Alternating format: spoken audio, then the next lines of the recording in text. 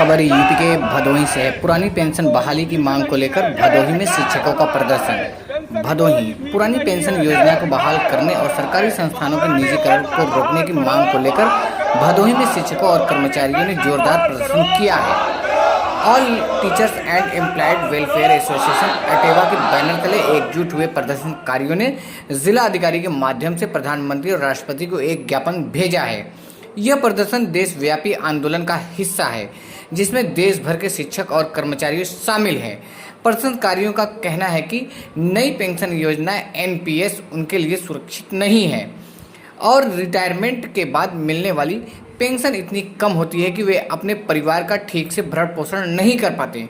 उनका मानना है कि जिन लोगों ने अपना पूरा जीवन देश की सेवा में लगा दिया है उन्हें रिटायरमेंट के बाद सम्मानजनक जीवन जीने का अधिकार है। पुरानी पेंशन योजना से उन्हें सामाजिक सुरक्षा मिलती थी जिससे उनका जीवन बेहतर होता था। ज्ञापन में सरकारी संस्थानों के निजीकरण पर भी गहरी चिंता व्यक्त की गई है। कर्मचारियों का तर्क है कि निजीकरण से देश में बेरोजगारी बढ़ रही है और युवाओं को रोजगार के लिए भटकना पड़ रहा है। उनका कहना है कि सरकारी संस्थानों के कमजोर होने से आम आदमी का जीवन भी प्रभावित होता है, इसलिए इन संस्थानों की राष्ट्रीयकरण किया जाना चाहिए।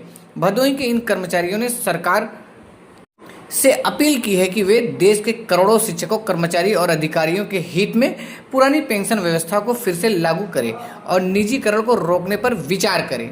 संयोजक अटेवा भदोही।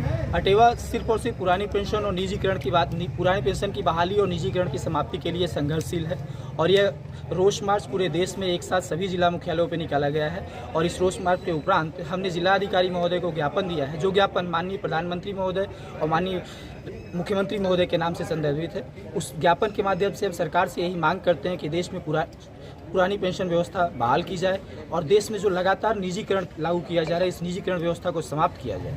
बस इन्हीं दो मांगों के साथ हम लगातार संघर्षरत हैं और जब तक ये मांग पूरी नहीं होगी हम लगातार संघर्ष करते रहेंगे।